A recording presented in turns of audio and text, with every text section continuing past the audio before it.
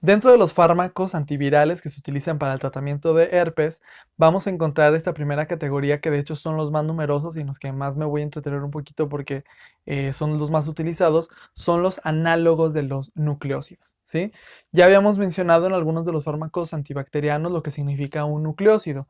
Un nucleósido es una molécula que está conformada por una base nitrogenada y un azúcar, que generalmente suele ser una pentosa.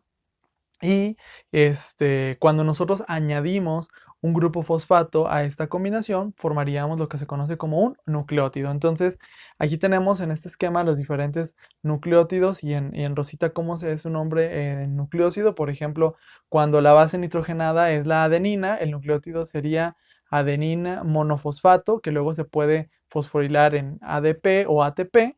Y en el caso de la manera de la forma nucleosídica sería la adenosina, ¿sí? Si estamos hablando de DNA o las subunidades que forman el DNA, el azúcar es una desoxirribosa, entonces normalmente estos tipos de moléculas se les llama desoxiadenosina, por ejemplo. Y en el caso de que sean sustratos o subunidades de RNA, el azúcar es una ribosa, entonces se queda así completito, ¿sale? Y así pues con la guanina, con la timina y con la citosina, ¿sale? Entonces, un análogo de nucleósido, finalmente, la palabra análogo, ya sabemos nosotros que son moléculas que son muy parecidas a los nucleósidos. Entonces, estos fármacos van a tener una estructura que de hecho se las resalté aquí. Esta figura, la verdad es que yo la armé porque no encontraba ningún sitio donde señalaran precisamente dónde estaba esta similitud estructural. Y pues bueno, aquí les puse el ejemplo de la guanosina, donde lo que está resaltado con azul es la base nitrogenada y el azúcar que está de lado, ¿no? Entonces, ahí tenemos los diferentes fármacos que se parecen bastante. La única diferencia es que nosotros vamos a ver que la estructura del azúcar precisamente está modificada. En muchos de los casos ni siquiera es una estructura cíclica y que se encuentra pues como a la mitad, ¿no? ¿Esto qué implicación va a tener?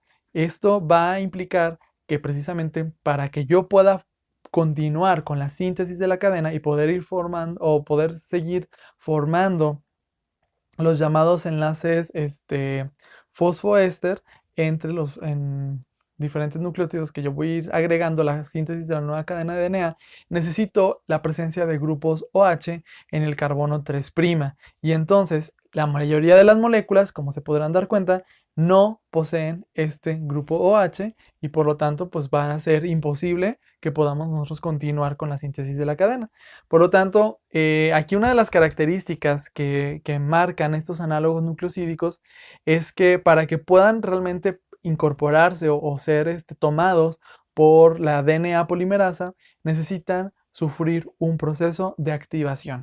Este proceso de activación implica la adición de grupos fosfato, es decir, reacciones de fosforilación, que ya sabemos, la pregunta del millón, que las enzimas que realizan las reacciones de fosforilación son las quinasas. Entonces, ahí estas quinasas vamos a necesitar, en el caso de estos fármacos para el tratamiento de herpes virus, el virus va a sintetizar una primera quinasa, que es la timidina quinasa, que acelera, por así decirlo, o sea, también hay una quinasa celular, pero la del virus lo que me ayuda es a favorecer o acelerar que se vuelva esto mucho más rápido, este proceso de fosforilación, para que el virus pueda continuar con la síntesis de sus ácidos nucleicos. Entonces, una vez que nosotros agregamos el fármaco, estos fármacos van a competir con los otros sustratos celulares, con los otros nucleótidos que se van a estar ahí como disponibles en el núcleo y por ende, pues la DNA polimerasa, pues al ver que son bastante similares,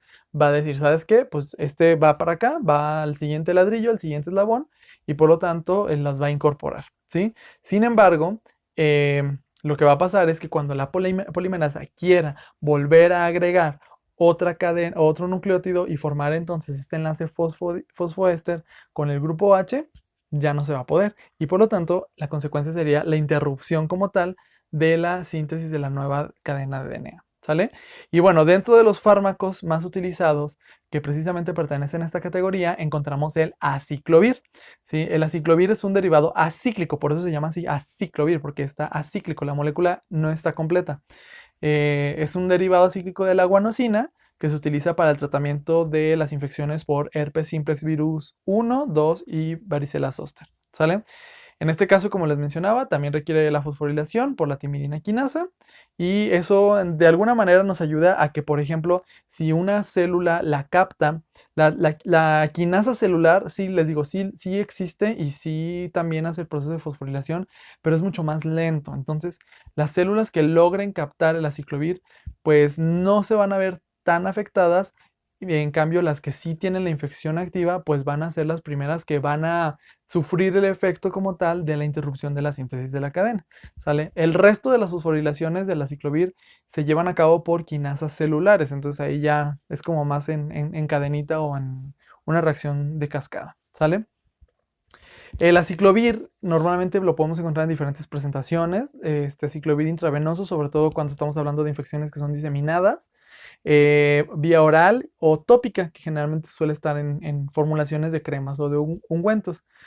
Sin embargo, la vía oral pues tiene una muy baja biodisponibilidad de un 15 al 20% y en el caso de las lesiones que son superficiales, porque este tipo de lesiones que causa el herpes genital y el herpes labial pues suelen ser más superficiales, pues me conviene por lo tanto administrar una vía que favorezca un poquito más alcanzar concentraciones más altas en células que estén más cercanas al fármaco, ¿sale? Entonces, por eso es que se suele am, utilizar o seleccionar este tipo de vía.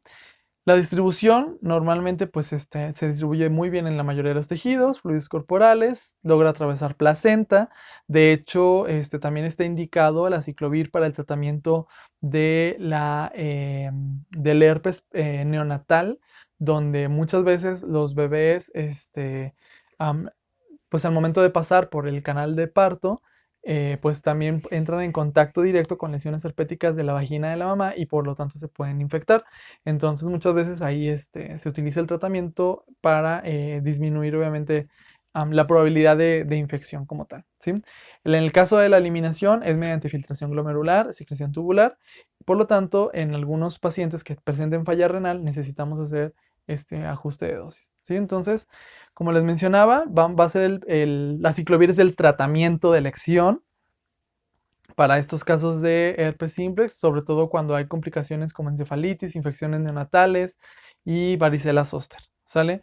El aciclovir tópico obviamente es menos efectivo que la terapia oral cuando estamos hablando de una infección primaria y tampoco suele ser bastante útil para casos recurrentes, porque entonces a lo mejor ahí ya estamos teniendo resistencia viral o el virus está diseminado en más sitios, está como escondido en otros sitios, entonces necesito buscar otra estrategia o otro fármaco que me ayude a tener una distribución mucho más amplia y un efecto como un poco más potente, ¿sale?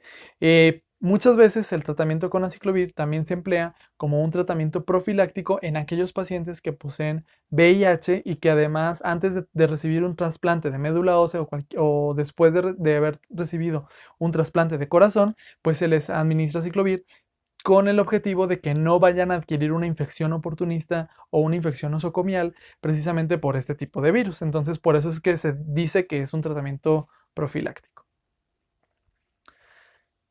En este caso, estos virus, herpes simplex y varicela zoster, pueden llegar a desarrollar resistencia cuando suelen haber mutaciones que obligan a modificar a la timidina quinasa viral y por lo tanto la quinasa ya no reconoce o ya sabe precisamente que ese sustrato no debe de fosforilarlo y por lo tanto ya no se puede llevar a cabo el mecanismo de acción o inclusive cuando también se inducen cambios en la DNA polimerasa del virus, ¿sale?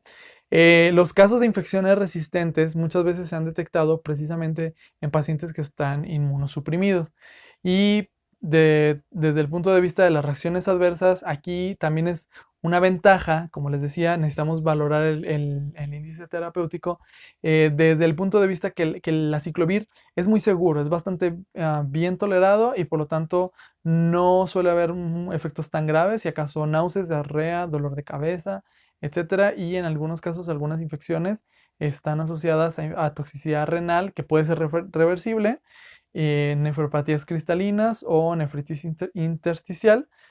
que generalmente pues si se utiliza, por ejemplo, otro tipo de fármacos que también son nefrotóxicos, bueno, ahí sí aguas, o que estén, por ejemplo, un paciente que ya tenga falla renal, que ya tenga alguna nefrotoxicidad, etcétera, pues ahí ya es cuando mejor no te arriesgas para que no vaya a resultar más dañado el riñón.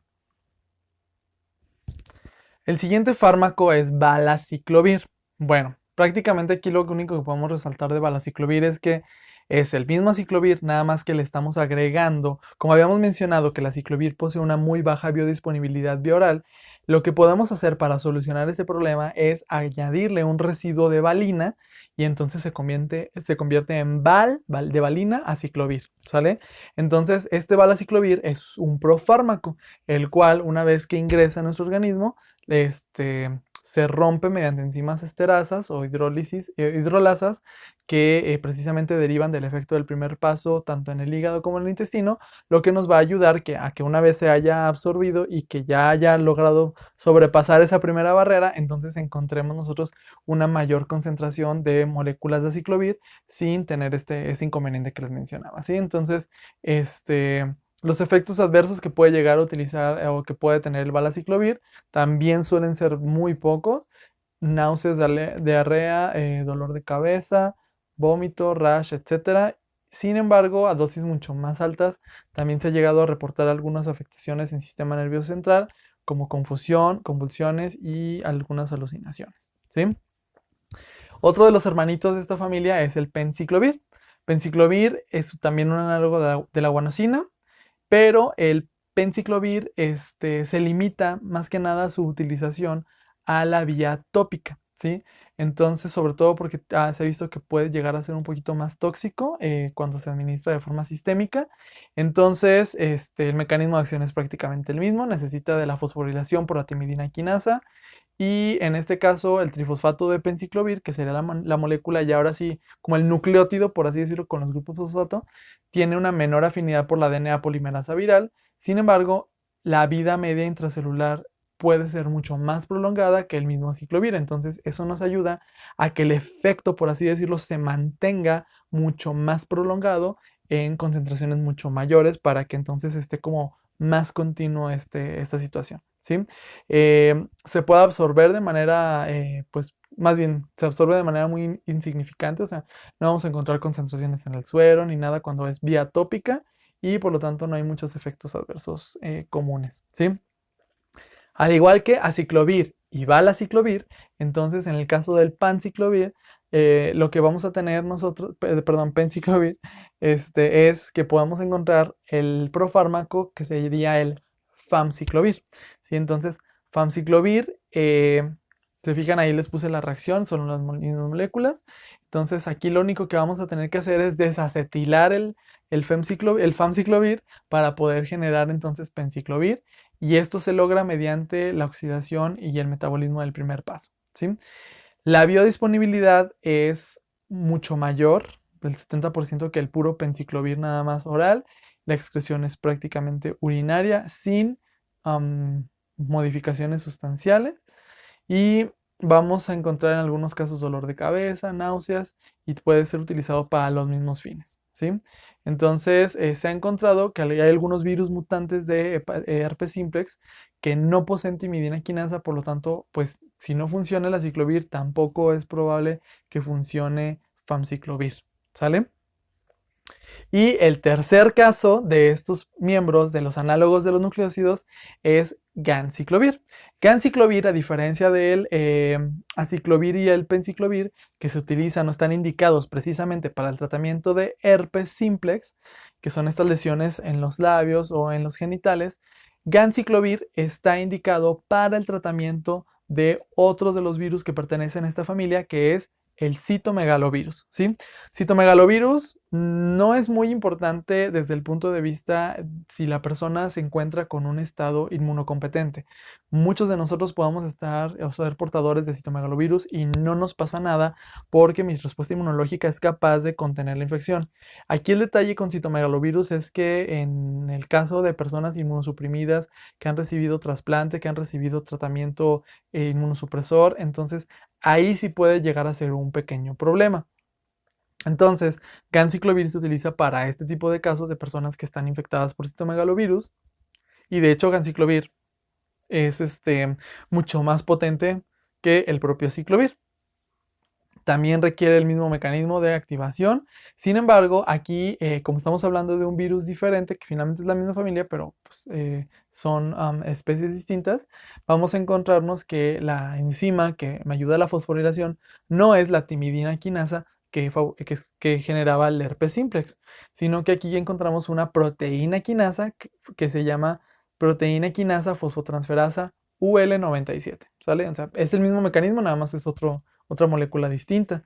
Y en este caso, la forma activa del ganciclovir nos va a ayudar a inhibir, por lo tanto, nuevamente la DNA polimerasa viral y generar la terminación de la cadena de ADN que se está generando. Ganciclovir, en este caso, también esta es otra diferencia importante, es que se va a administrar por vía intravenosa, ¿sí? ¿Por qué? Porque la biodisponibilidad oral también es muy baja, ¿sale? Entonces puede llegar a alcanzar concentraciones en líquido cefalorraquídeo muy altas. Esto es muy importante porque también algunos virus pueden llegar a tener este tropismo o estado de latencia en células del sistema nervioso y su vida media intracelular es más prolongada, por lo tanto pues, se requieren menos dosis al día, su eliminación es vía renal sin cambios aparentes en la orina y se puede utilizar para el tratamiento lo que es la retinitis, por ejemplo, es muy común, colitis, esofagitis, neumonitis por citomegalovirus en este tipo de casos de pacientes inmunosuprimidos o que han recibido un trasplante, ¿sale? El efecto adverso, que aquí sí es grave, del ganciclovir es la mielosupresión, ¿sí? ¿Qué significa esta mielosupresión? Que las células mieloides, las células hematopoyéticas precursoras, pues van a estar reducidas y por lo tanto, pues podríamos nosotros tener problemas de niveles circulantes. Además, se ha visto que pudiera llegar a ser mutagénica y carcinogénica en algunos modelos animales. Por lo tanto, pues su utilización en los seres humanos, pues no ha habido evidencia todavía, pero se debe manejar con precaución, ¿sí? La resistencia va a surgir precisamente por las mismas modificaciones de estas enzimas UL97, ¿sí? El profármaco de ganciclovir que nos ayuda a mejorar la biodisponibilidad es el valganciclovir, que al igual que el aciclovir que le estamos acoplando nosotros la valina, al ganciclovir también le podemos poner una valina, ¿sí? Y eso nos va a generar una mezcla de dos diasterómeros, que son los que están viendo ustedes ahí en la diapositiva, y prácticamente es lo mismo, ¿no? Incrementa la disponibilidad, la vía oral es igual de efectivo que el propio ganciclovir intravenoso y se utiliza principalmente para el tratamiento de esta retinitis por citomegalovirus, ¿de acuerdo? Entonces, estos serían los análogos de los nucleócidos.